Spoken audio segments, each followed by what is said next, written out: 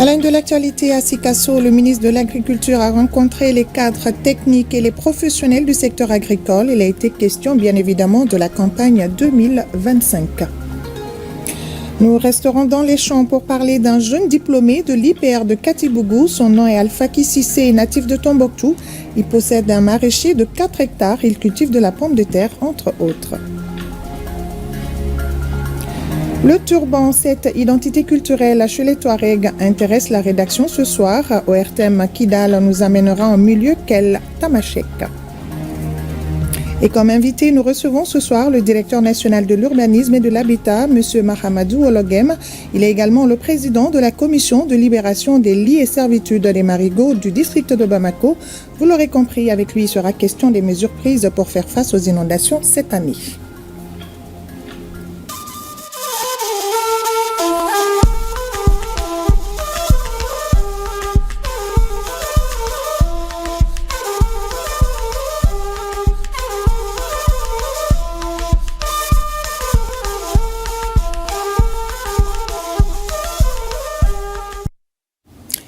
Merci de nous suivre sur ORTM 1. Bonsoir à tous et bienvenue dans la grande édition de ce dimanche 11 mai.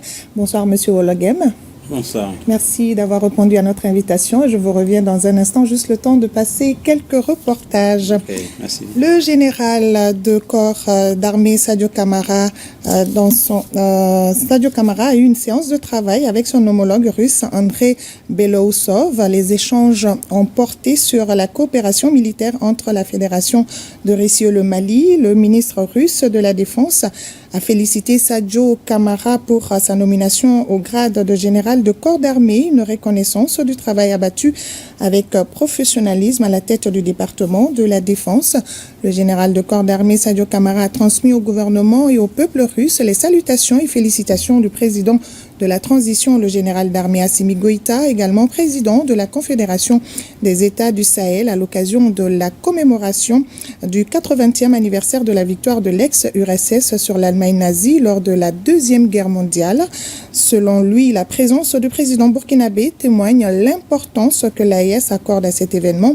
Le ministre Sadio a enfin réaffirmé le soutien de la Confédération AES à la Fédération de Russie dans la lutte contre le nazisme, notamment l'opération militaire spéciale en Ukraine qui, espère-t-il, sera sanctionnée par la victoire de la Russie.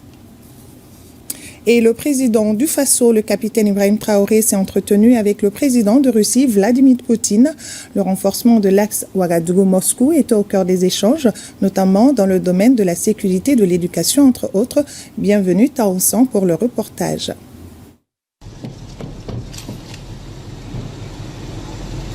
À Moscou, le président du Faso, le capitaine Ibrahim Traoré, ne vient pas tendre la sébile. Le chef de l'État vient parler renforcement des relations de coopération entre la Fédération de Russie et le Burkina Faso. Une coopération souveraine et fructueuse pour tous, non seulement sur le plan sécuritaire, mais dans bien d'autres secteurs tels que l'éducation. Le volet sur lequel nous allons axer après la défense et la sécurité, c'est le volet de l'éducation. C'est ce volet qui nous intéresse le plus, notamment les sciences. Il faut que la Russie puisse nous aider à former notre jeunesse, notamment dans le domaine des sciences, pour que nous puissions développer chez nous la machinerie, en gros. Que ce soit la machinerie qui va avec l'armée ou la machinerie qui va avec l'industrie. Parce que c'est à ce seul prix que nous pourrons nous développer au sein de l'Afrique. La guerre qui nous est imposée aujourd'hui, et nous pensons que ce n'est qu'une manifestation aussi du nazisme. Parce que le terrorisme qui est là aujourd'hui n'est pas du terrorisme, c'est de l'impérialisme. Ce sont nos terres qui intéressent ceux qui nous combattent. Et donc, finir avec cette guerre, avoir une armée forte et lancer le développement de notre patrie, telle est l'essence donc de notre combat. Nous ne serons pas là peut-être à demander beaucoup de choses, à demander de l'aide ou quoi que ce soit, mais l'aide que vous pouvez nous octroyer, c'est surtout ce transfert de connaissances que nous voulons. Le président du Faso peut être rassuré, le Burkina Faso et la Russie partagent le même objectif face au terrorisme et à l'extrémisme violent, foi du président russe Vladimir Poutine. Son pays, dit-il, continuera à soutenir le Burkina Faso, notamment dans le retour de la sécurité pour sa marche glorieuse vers le développement.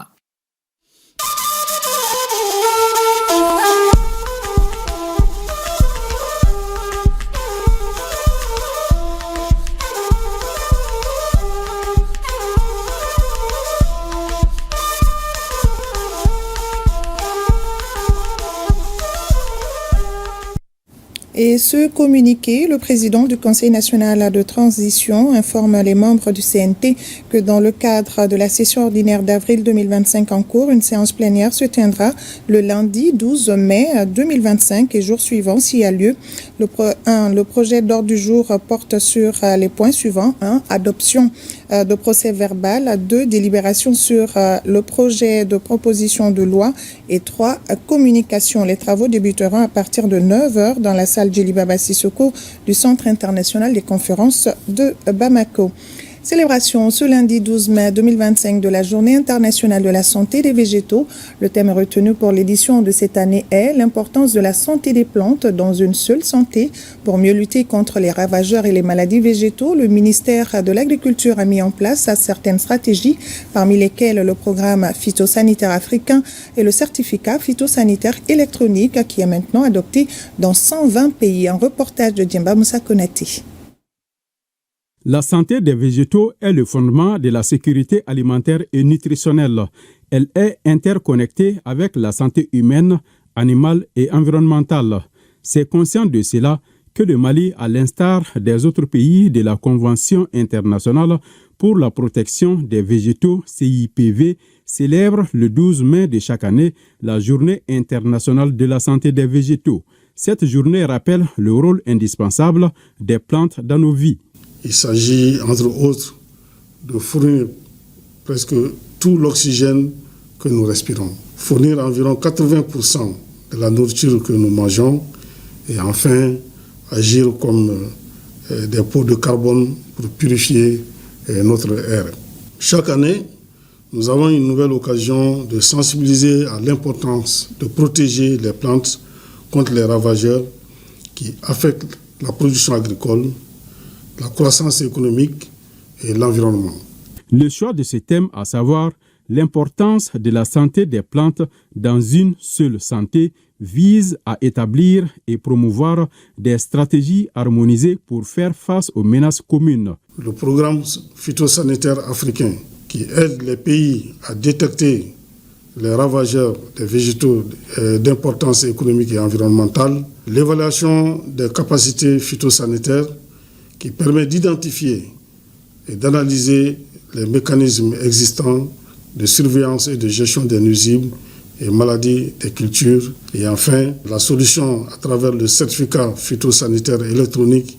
Rappelons que la FAO et la Convention internationale pour la protection des végétaux, CIPV, ont entrepris des efforts majeurs en vue de garantir que des normes internationales soient élaborées dans le cadre des mesures phytosanitaires. C'est là en vue de promouvoir la santé des végétaux.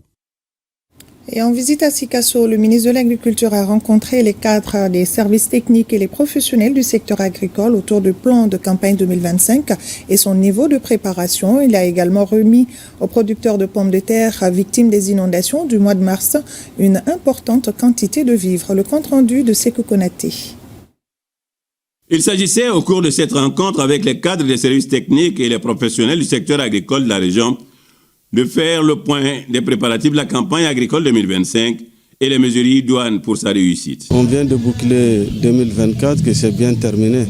Pour 2025, il est prévu 661 502 hectares pour un objectif de production d'1 502 808 tonnes. Donc pour un taux de progression d'1% par rapport à l'année dernière. Et le ministre en charge de l'agriculture de saisir ce cadre pour partager avec la région les grandes orientations du département. Le plus important, c'est surtout la gestion des intrants qui nous a été confiée. Il faudrait que nous soyons vraiment corrects dans la distribution et suivre aussi le producteur pour que les intrants qui nous sont donnés puissent arriver vraiment au niveau du champ. Le troisième élément par rapport à la gouvernance, c'est l'esprit d'équipe. L'esprit d'équipe, tant qu'on n'évolue pas en équipe, on ne pourra pas atteindre les résultats escomptés. Au sortir de cette rencontre, le chef du département a procédé à la remise d'une importante quantité de vivres, soit 15 tonnes de maïs aux victimes des inondations de la contre-saison de la filière pomme de terre. C'était au mois de mars dernier, sur plus de 300 hectares dans 22 villages. Quand nous avons fait le point, le président de la transition nous a demandé d'assister les victimes Et c'est dans ce cadre-là que 15 tonnes de maïs ont été données pour en train de les appuyer. Parce que la pomme de terre est devenue un produit stratégique, alimentaire stratégique dans notre pays. À partir de la vente de cette pomme de terre, les paysans peuvent faire face à d'autres besoins alimentaires qui ne sont pas dans leur exploitation. Les céréales sont là pour essayer de combler un peu ce déficit. Pour les bénéficiaires et les autorités régionales, le geste est d'une haute portée humanitaire. Je tiens à remercier le président de la transition et le général d'armée, son Excellence Assimi Goïta, qui a permis au ministère de l'Agriculture et au ministre commissaire à la sécurité alimentaire d'assister ces victimes, ces sinistrés de l'inondation qui s'est produite le 10 mars et le 13 mars 2025.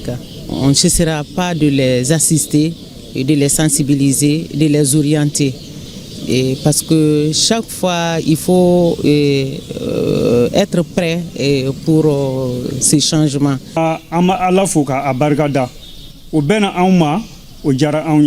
Nous remercions le bon Dieu, les autorités du pays pour ces gestes de solidarité à notre endroit. Nous souhaitons leur appui et leur accompagnement par rapport au crédit de campagne. Sinon, la nouvelle campagne s'annonce difficile. Aux préoccupations évoquées, le chef du département dit avoir pris bonne note. Il faut signaler qu'au cours de son séjour, le ministre Daniel Siméon Kéléman a visité la chambre froide de conservation de la pomme de terre et le chantier du laboratoire de semences de pommes de terre. Vous le savez certainement, la ministre de la Promotion de la Femme, de l'Enfant et de la Famille est aussi en visite à Sikasso et s'est rendue à la Direction régionale de la Promotion de la Femme, de l'Enfant et de la Famille. Elle a aussi visité 4 entreprises économiques dirigées par des femmes et le périmètre maraîcher de Zamblara. Reportage à Yoruba Diabaté et Suleiman Bamba. Par cette visite de prise de contact avec le personnel des structures relevantes de son département, le ministre de la Promotion de la Femme, de l'Enfant et de la Famille, en foulant le sol sikassois, veut non seulement s'enquérir des conditions de travail des agents, mais aussi apporter le soutien des plus hautes autorités aux femmes du Kénédougou. C'est ainsi qu'elle s'est rendue à la Direction régionale de la Promotion de la Femme, de l'Enfant et de la Famille, où elle a échangé avec le personnel et le syndicat sur les préoccupations du moment. Il s'agit d'être aux côtés de ces populations rurales, surtout les femmes, aussi en milieu urbain que rural. C'est pour dire que les plus hautes autorités pensent aux femmes rurales et aussi aux femmes urbaines. Donc le message clé que j'ai à lancer à l'endroit de ces femmes-là, c'est l'union. Parce que même si il y a les accompagnements, elles-mêmes réalisent de grandes activités, même s'il n'y a pas de cohésion, d'unité entre elles. Donc on ne peut pas parler de paix ni de paix durable. Poursuivant sa tournée, Madame le ministre s'est rendue successivement à la Maison de la Femme, de l'Enfant et de la Famille, au service local de la promotion de la femme, ainsi que dans 4 unités économiques dirigées par des femmes. À Zamblara, dernière étape de cette tournée, Diara Djeneba Sanogo, en compagnie de Madame le gouverneur de la région de Sikasso, a visité le périmètre maraîcher d'1,5 hectare mis en valeur par les femmes de la communauté.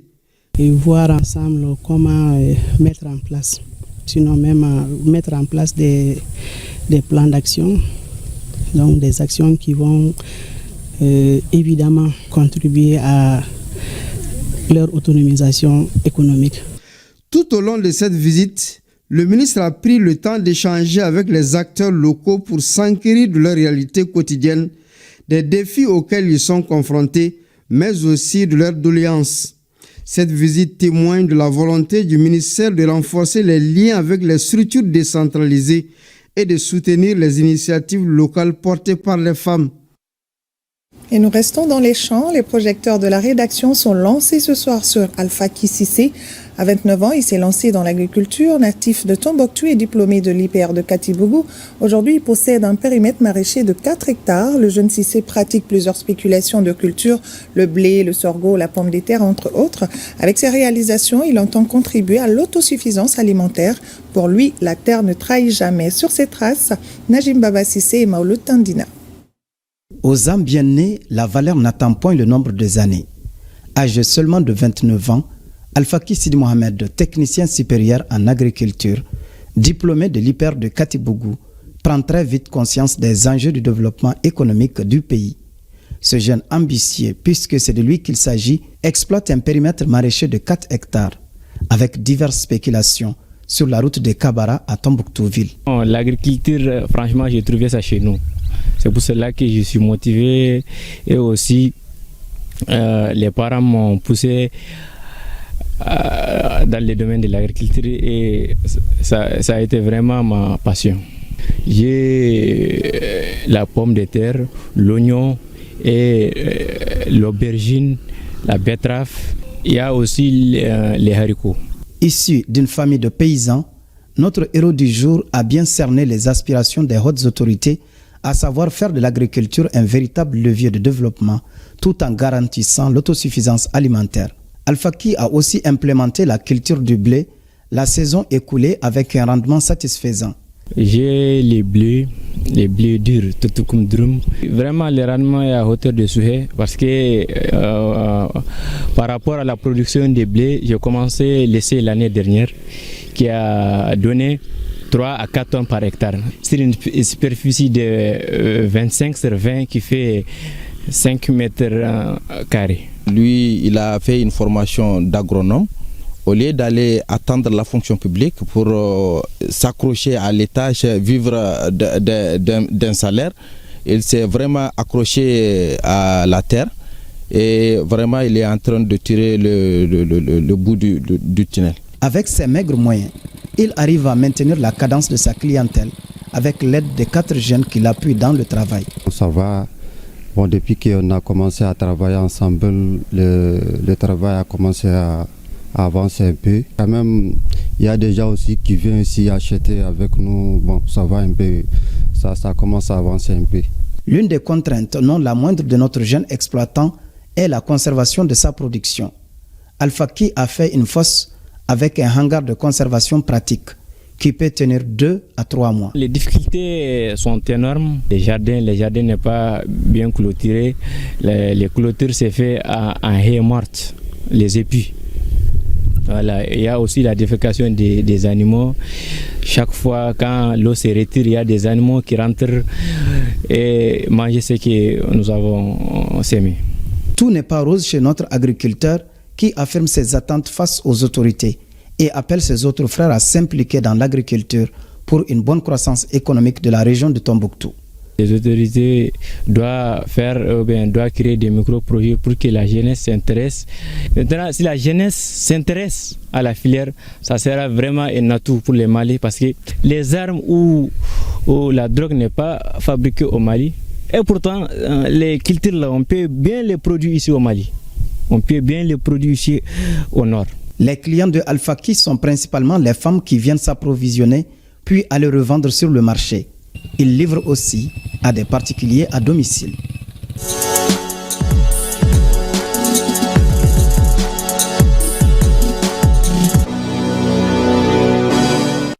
Je le disais dans les titres, nous recevons ce soir comme invité M. Mahamadou Ologem, directeur national de l'urbanisme et de l'habitat. Les premières pluies commencent à tomber. Il est donc opportun de parler des dispositions prises pour prévenir les inondations. M. Ologem, une fois de plus, bienvenue à vous. Alors, M. Ologem, vous êtes le directeur national de l'urbanisme et de l'habitat, également le président de la commission de libération des servitudes des lits des marigots du district de Bamako. Dites-nous d'abord quelles sont les missions de cette commission. Merci et bonsoir à toutes et à tous. Effectivement, nous avons constaté au mois d'avril les premières pluies qui ont déjà commencé des inondations. Et donc la Commission nationale de libération des lits et servitudes des marigots a pour mission principale de mener toutes les actions nécessaires pour la libération des lits et des marigots pour éviter dorénavant les inondations que nous avons connues dans le temps. Et il faut faire un petit rappel qu'en 2013, nous avons assisté avec des inondations qui ont fait une trentaine de victimes en une journée et avec des pertes de biens matériels dans les quartiers principalement les quartiers où les marigots, les collecteurs naturels longent le district de Bamako. Donc cette commission a pour mission de prendre toutes les dispositions pour pouvoir libérer les occupations afin d'éviter ces inondations. Voilà, vous l'avez dit, avec les premières pluies enregistrées au début de ce mois, nous avons constaté des inondations dans certains quartiers de Bamako. Mali Météo prévoit également une bonne pluviométrie cette année. Alors, quelles sont les mesures prises cette année pour éviter le drame de l'année dernière? Oui, effectivement, nous avons constaté en 2024 cette crise d'inondation. Et pour cette année, les plus hautes autorités ont pris la décision en mettant cette commission en place afin qu'ils puissent mener les actions afin d'éviter ce que nous avons constaté, ce que nous avons subi en 2024. Et pour cela, cette commission a été mise en place avec comme mission que j'ai bien définie au tout début, mais cette commission regroupe l'ensemble des services techniques, aussi bien les administrations, les collectivités et la société civile. Au sein de cette commission, nous avons toutes les couches socio-professionnelles, la sécurité, je l'ai dit, les services techniques tels que l'assainissement, la direction des routes, la protection civile, la police, la gendarmerie, les légitimités traditionnelles, les mairies, la CAFO, la jeunesse, le Récotrat. Donc c'est un ensemble qui constitue cette commission. Et cette commission également, au sein de cette commission, est divisée en plusieurs sous-commissions pour pouvoir mener à bien la mission qui nous a été confiée. Et donc nous avons mis en place 5 sous-commissions. Une première sous-commission qui est chargée de la communication et de la sensibilisation. Une seconde sous-commission qui est chargée du balisage, du marquage des occupations qui sont dans les lits et dans les servitudes et d'actualiser les données. Et pour rappel, en 2013, avec les inondations, les services techniques de l'urbanisme avaient recensé les occupations le long des 11 collecteurs qui traversent le district de Bamako. Mais chaque année, nous avons constaté une augmentation de ces constructions. Donc cette commission a pour mission d'actualiser ces données. Une troisième sous-commission qui est chargée des questions sociales. Vous savez, nous sommes dans un pays où le social est très important. Donc il y a une commission chargée de la question sociale.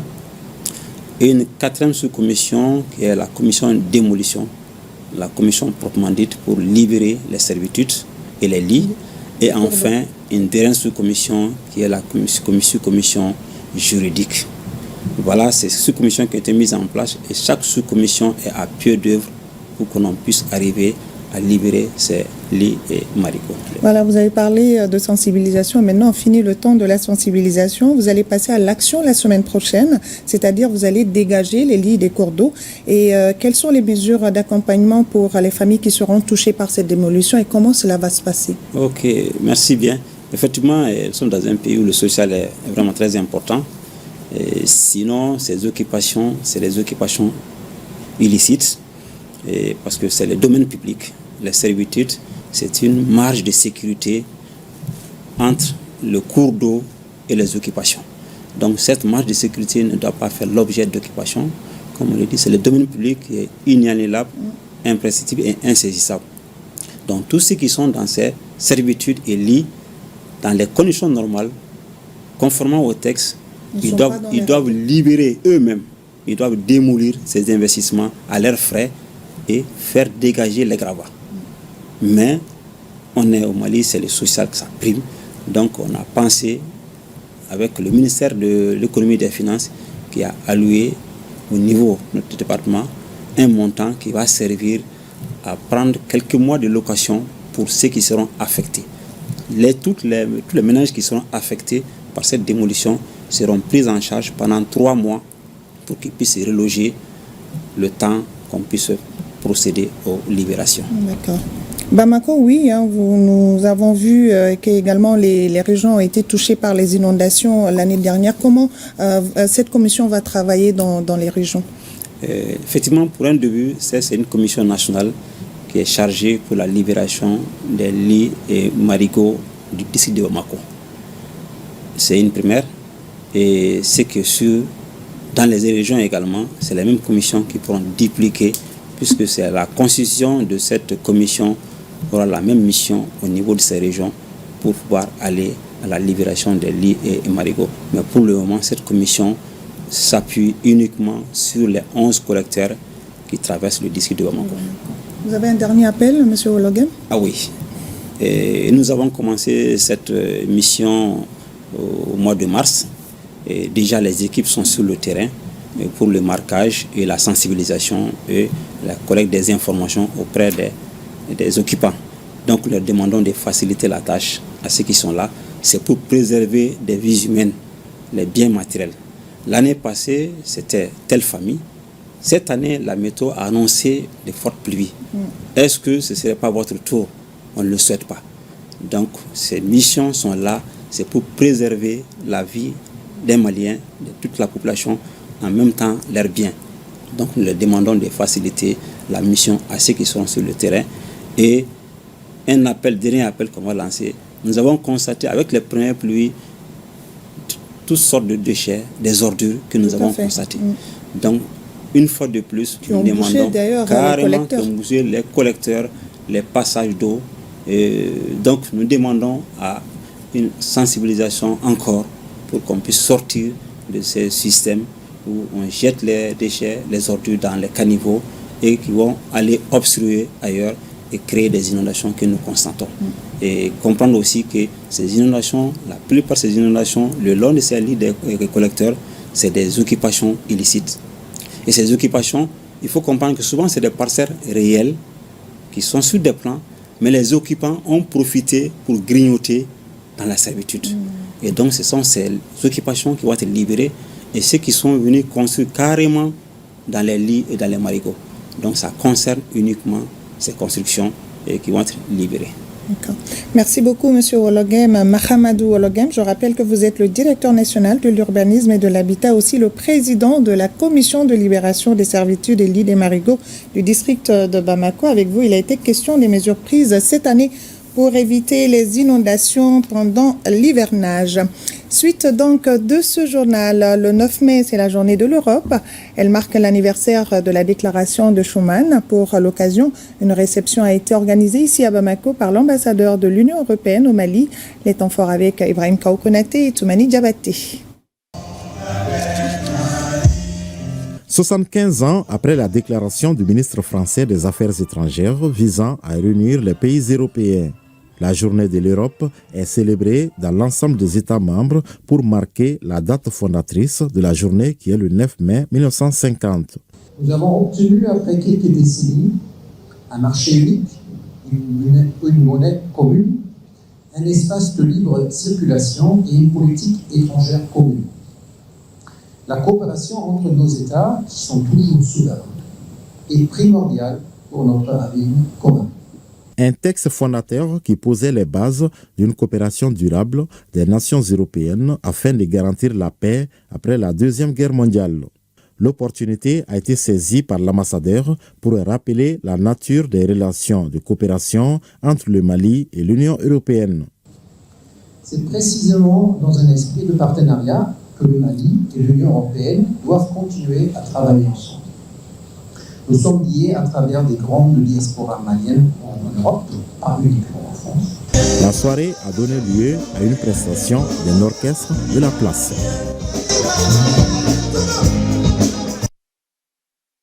Également dans ce 20h, inauguration de la préfecture de Fana, une infrastructure qui va améliorer la qualité de travail du préfet. Compte rendu, Moustapha Doumbia et Alassane Sangaré. C'est une infrastructure mise à la disposition de la préfecture de Fana par un système de bail. Elle est composée des bureaux, d'une salle de réunion et du logement du préfet. Les locaux sont dotés de toutes les commodités pour offrir à l'administration locale de meilleures conditions de travail. Ce nouveau bâtiment aujourd'hui nous permettra d'être dans de bonnes conditions de travail ce qui permettra de rendre un service public de qualité à nos concitoyens. Selon son préfet, le cercle de Fana compte 68 villages et plus de 150 hameaux pour une population d'environ 91 000 habitants. L'exécutif régional de reconnaître les efforts des autorités nationales en faveur de la réorganisation territoriale. Il convient de remercier les plus hautes autorités de notre pays, en l'occurrence le président de la transition, chef de l'État, son Excellence le général d'armée Assimi Goïta, pour l'aboutissement du processus de réorganisation administrative et les efforts consentis par l'État pour la nomination des représentants de l'État et les équipements mis à la disposition de chaque chef de circonscription administrative. Cette occasion solennelle me permet également de réitérer ma gratitude et les remerciements à l'ensemble des concitoyens de la région de Dioïla, aux autorités de la transition pour les initiatives prises pour la région de Dioïla. L'inauguration des locaux de la préfecture de Fana est marquée par des manifestations folkloriques en présence des sous-préfets et des forces vives du cercle. «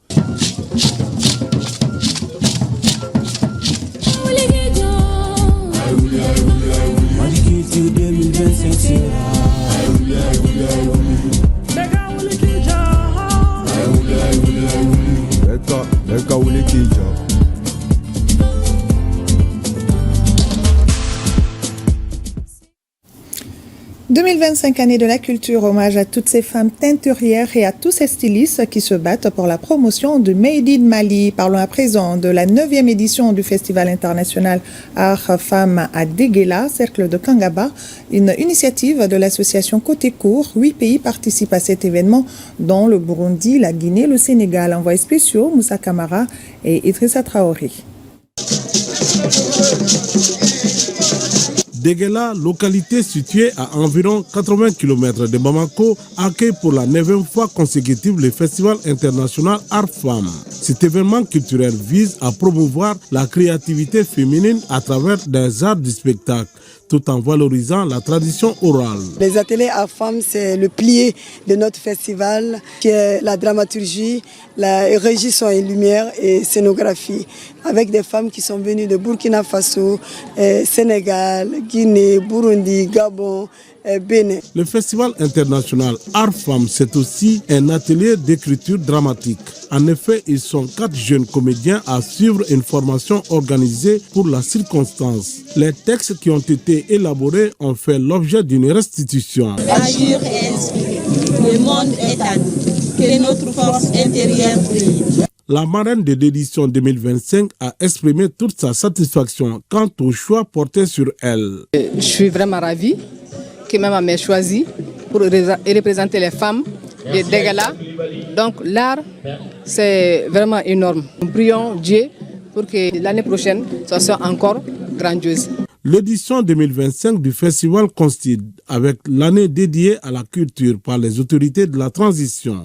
Aujourd'hui, nous sommes dans un espace de créativité et de talent qui magnifie le savoir et le savoir-faire, l'imagination de nos artistes. Aujourd'hui, voir toute une commune, en fait, tout un village, en fait, c'est quelque chose qui est réconfortant pour notre pays. C'est par la remise des attestations aux participants à l'atelier de formation en régissant et lumière que la cérémonie d'ouverture du Festival international Art Femmes a pris fin. Mais avant, un prix spécial avait été décerné au ministre de la Culture, Mahmoud Daffé, pour ses nombreuses initiatives.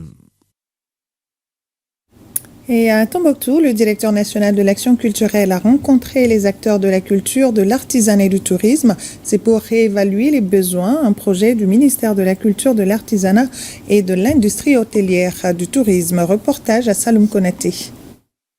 Ils sont des acteurs de l'artisanat, de la culture et du tourisme de la 6e région à prendre part à ce cadre d'échange initié par la Direction nationale de l'action culturelle à Tombouctou. Cet espace vise à réévaluer leurs besoins auprès des acteurs du domaine.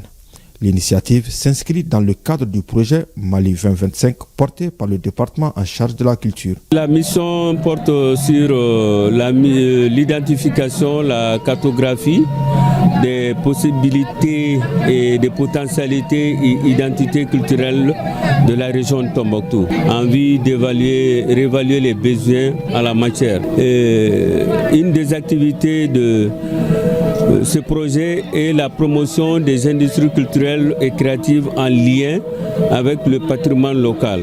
Ce projet qui vise à promouvoir l'identité de la région est apprécié par l'ensemble des acteurs du domaine.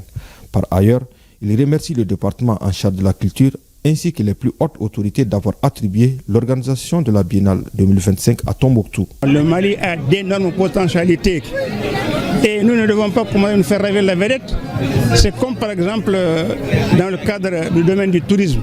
Nous avons tellement de potentialités, mais tellement nous manquons d'activités, de dynamisme. Le Burkina vient exploiter nos sites touristiques ici, alors que nous croisons les bras. Si nous nous appuyons, nous construisons la culture, on peut construire la paix et la cohésion sociale et le développement, ça c'est certain. Le directeur de la DENAC a félicité l'ensemble des acteurs de la 6e région pour leur engagement en faveur de la promotion de la culture, de l'artisanat et du tourisme. Et le 8e quartier de Bandiagara vient de faire la réfection de son Toguna lors d'une cérémonie officielle sous le thème « Renaissance culturelle et citoyenneté au service du développement ». Un reportage de Agibou Koulibaly, Mahamadou Sidibé et Oumar Guindo. C'est dans un esprit d'union, de fraternité et de progrès, devise du Comité pour le développement du 8e quartier, que les populations de Bandiagara et villages environnants se mobilisent autour d'un symbole fort de leur identité, le Toguna. Ce lieu de parole et de sagesse au cœur de la tradition Dogon, rénové, a retrouvé sa place dans le paysage culturel du quartier.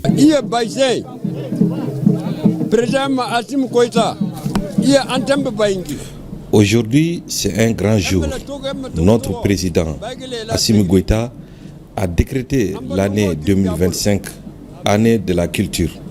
Nous aussi célébrons notre culture à travers la réfection de notre Toguna. Là, c'est une très bonne initiative.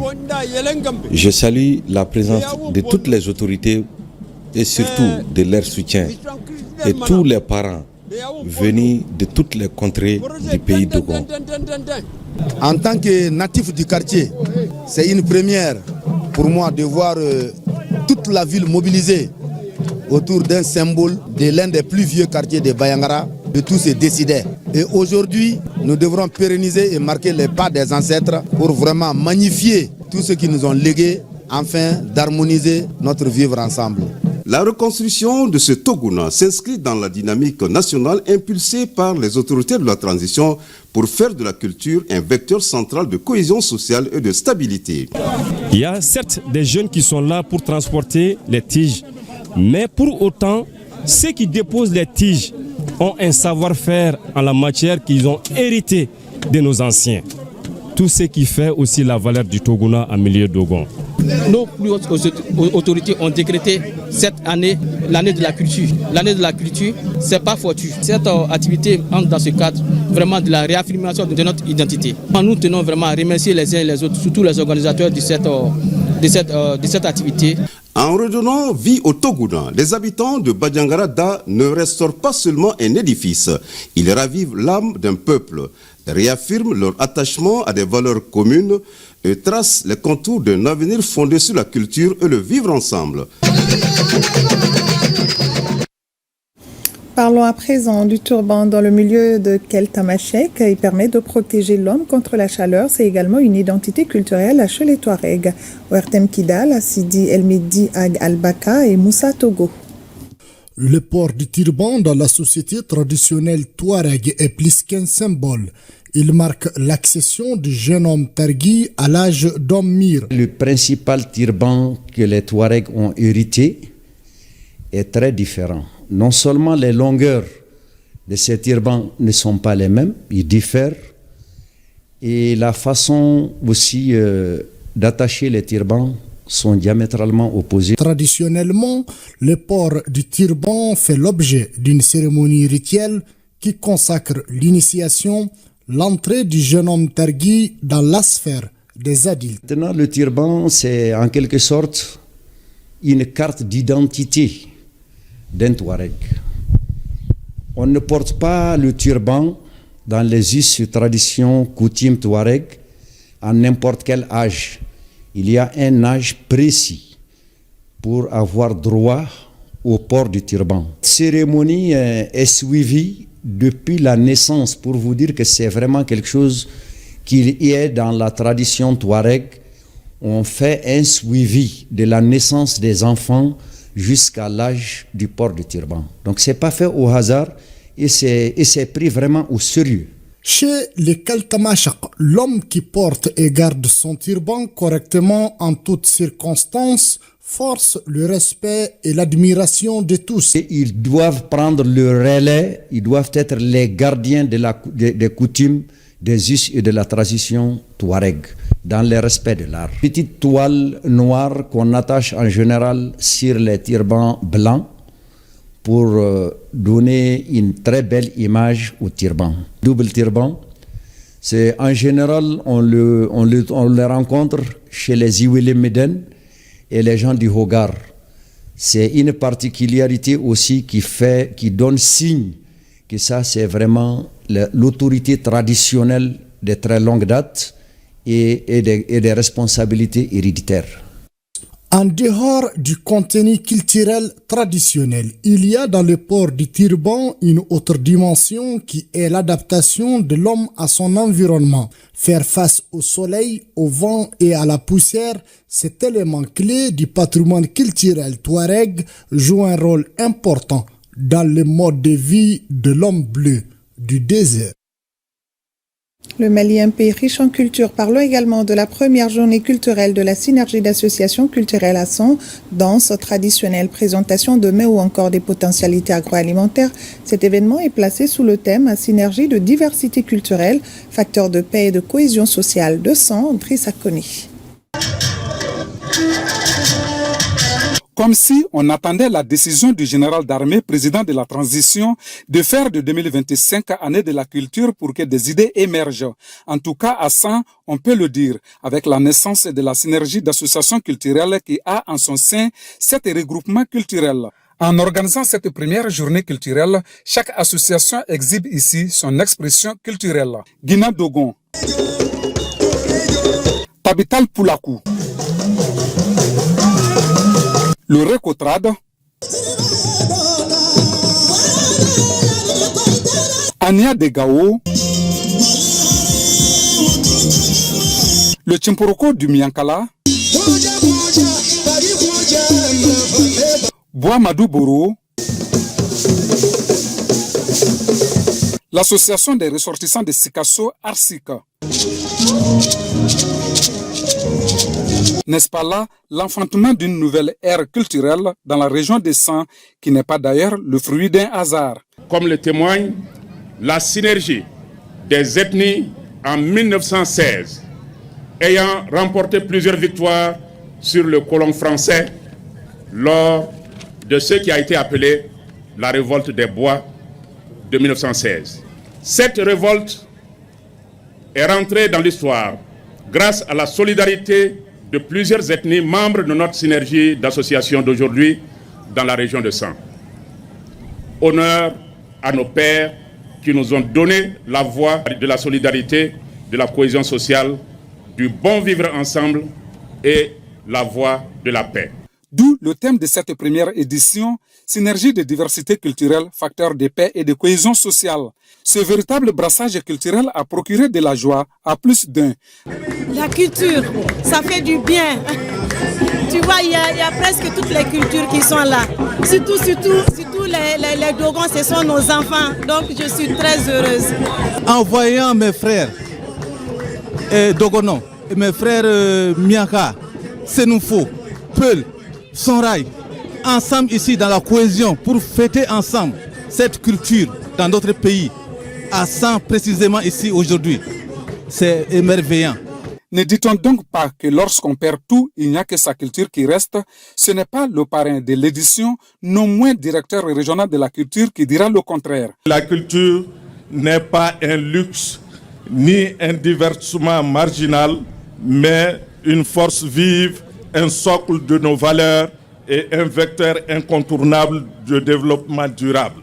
Vous avez montré à travers votre synergie et surtout cette journée la nécessité de vivre en communion et que le Mali, dans sa diversité culturelle et ethnique, est un et restera un. Un coup d'essai devenu un coup de maître. Ainsi, la synergie d'associations culturelles de sang peut se targuer d'avoir réussi ce premier challenge. Et la soirée Gawagang de la comédienne Alima Dioba Togola a tenu toutes ses promesses sur l'esplanade du Centre international de conférence de Bamako. Artistes, danseurs, comédiens, chanteurs et autres invités ont massivement répondu à l'appel. Les temps forts de la soirée Gawagang avec Mohamed Namakeita. Sur l'esplanade du Centre international de conférence de Bamako, le rythme monte et redescend. Les danseurs suivent parfaitement cette cadence. Une soirée de spectacle mêlée d'humour, de plaisanteries, mais surtout de danse. Les Gawa, j'allais dire, les invités de Alima Togola n'ont pas le temps de s'asseoir, tant les DJ de la soirée et les artistes assurent le show. Pendant une nuit à Bamako, il faut que tout le monde soit comédien. Et donc ça m'a motivé. Et aujourd'hui, la 4e édition, tout le monde joue le jeu. Voir ce public de tout âge, et vraiment, il y a 4 ans, c'était pas comme ça, quoi. Et je remercie toute la Gawagang sur toute l'étendue du territoire. Plus l'heure passe, plus les Gawas sont motivés. Gawagang se veut être un espace d'expression culturelle où l'âge ne compte pas.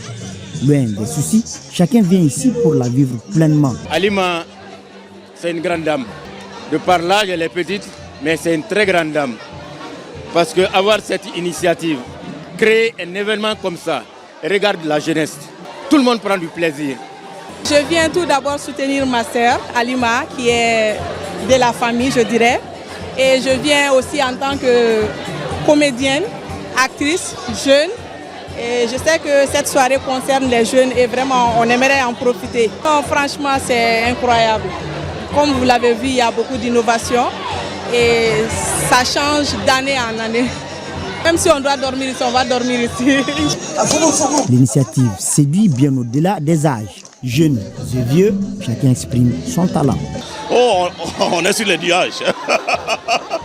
Vous voyez l'animation, vous voyez comment les gens sont contents, les gens se défoulent et puis c'est très bien, c'est salutaire. Non seulement c'est un espace de retrouvailles, mais également ça permet aux uns aux autres de se défouler et puis de créer des contacts et puis de se relancer souvent même. Ici, personne n'a l'intention de rentrer. Ce sera jusqu'au bout de la nuit avec la ferme détermination d'évacuer le stress tout en gardant les sourires. Cette 4e édition aura donc comblé les attentes des organisateurs. Vivement l'édition prochaine, Alima Dioba à Togola. La 2e édition de la Nuit du textile africain se tiendra au mois de septembre prochain au Centre international de conférence de Bamako. Initialement prévu du 16 au 17 mai, les raisons du report de l'événement ont été évoquées par les organisateurs. C'était au cours d'un point de presse. Un reportage, Ibrahim Kaoukonate et Mbarakou Maïga. 2025 est décrétée année de la culture par les autorités de la transition. Pour donner un cachet particulier à la 2e édition de la Nuit du textile africain, les organisateurs ont procédé à un léger report de l'événement. Cela en vue d'en assurer une organisation efficiente. C'est avec un grand sens des responsabilités et une conviction profonde que je prends la parole aujourd'hui pour vous faire part d'une décision stratégique et surtout porteuse de promesses, initialement prévues pour les 16 et 17 mai 2025. La Nuit du textile africain est officiellement reportée à septembre 2025.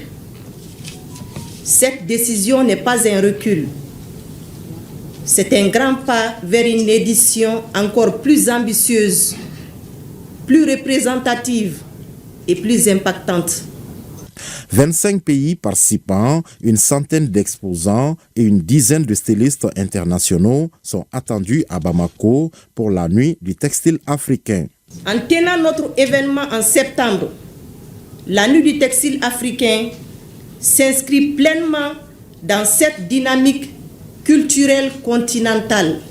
En septembre 2025, marquera également le 60e anniversaire de l'OAPI, l'Organisation africaine de la propriété intellectuelle. À travers elle, nous voulons rendre hommage à toutes celles et ceux qui créent, innovent et préservent les savoir-faire textiles africains. Cette coïncidence symbolique donne une dimension encore plus forte à notre événement. Le thème que nous avons retenu, textile africain, impact culturel et économique, est plus que jamais d'actualité. C'est aussi l'occasion de vous annoncer l'ouverture très prochainement de l'Institut des Arts et Métiers de la Mode de Bamako par la haute couture Marie Kaba. Ce rendez-vous des professionnels du secteur du textile est soutenu par les départements en charge de l'artisanat, de l'entrepreneuriat et du commerce, ainsi que l'Assemblée permanente des chambres de métiers du Mali.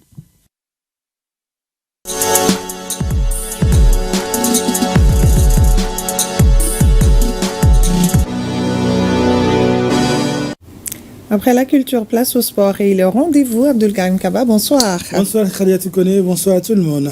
Football féminin, les huitièmes de finale de la Coupe du Mali sont à l'honneur.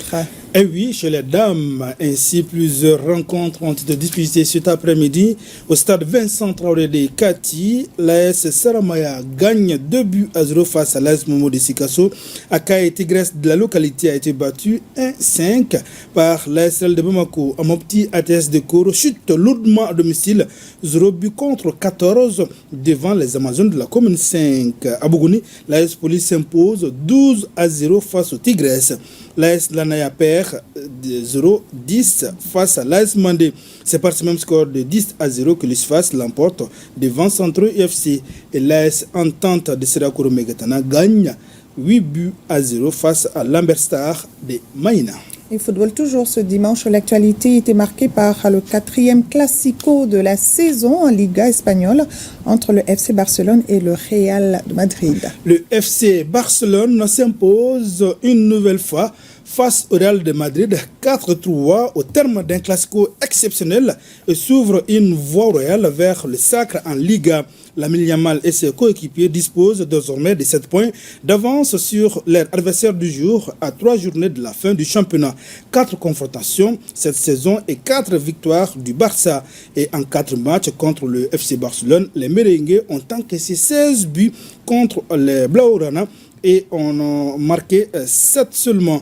Les Madrilènes n'avaient même pas trouvé le chemin défilé lors du premier classico de la saison. C'était au Bernabéu en octobre 2024.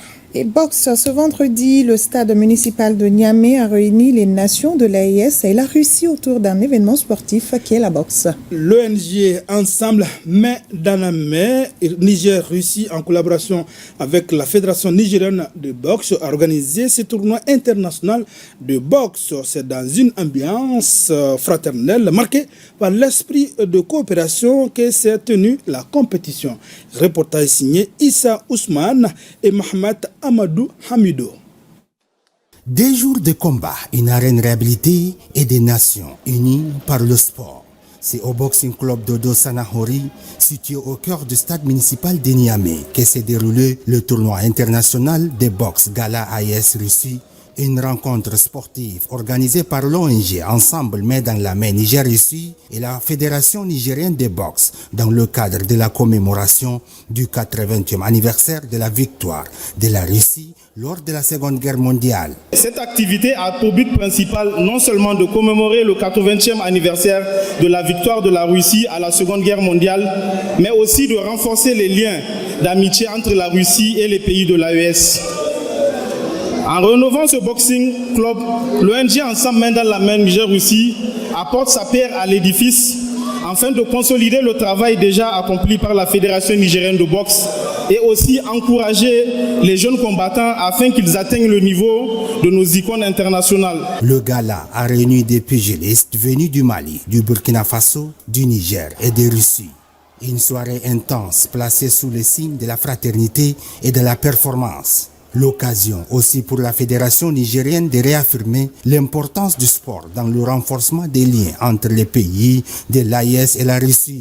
Nos vifs remerciements vont à l'endroit des principaux artisans de cette fête, à savoir l'ONG Ensemble Main dans la Main, Niger-Russie, au ministère de la Jeunesse et des Sports du Niger, pour l'accompagnement technique à l'endroit de nos invités du Burkina, du Mali et la Russie. Cette cérémonie regroupe deux pays, la Russie et l'AES, parce que le Niger, le Burkina Faso et le Mali sont un peuple. Nous sommes un même pays. Au programme, 6 combats répartis selon les catégories. Des duels spectaculaires chez les 67 kg, des autres en poids moyen à 75 kg. Et pour clôturer, 2 affrontements chez le 90 kg avec une intensité digne des grandes compétitions internationales. À l'issue de la soirée, des médailles d'or, d'argent et de bronze ont été décernées aux meilleurs boxeurs. Et Abdulkarim Kaba, ce soir, faisons la découverte d'une discipline, le Shirunjuru, qui est un style de karaté provenant d'Okinawa, au Japon. Oui, elle arrive à bien prononcer Shirunjuru Karaté Do.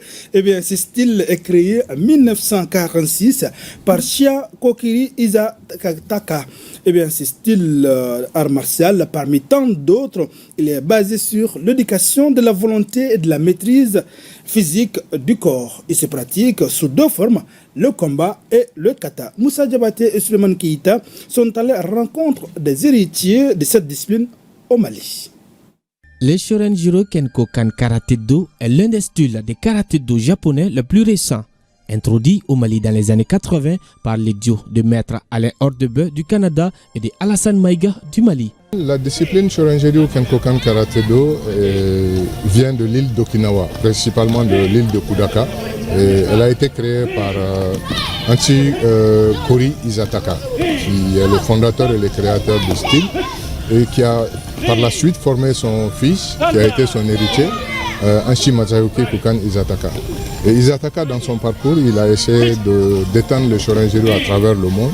Et c'est là qu'il avait un disciple, Maître Alain Hordebeu, qui était au Mali, qui est venu au Mali dans les années 80 et qui a rencontré Maître Alassane Maïga, qui a pris le relais et qui est vraiment celui qui a implanté le Shirunjuru Kenkokan Karaté Do au Mali.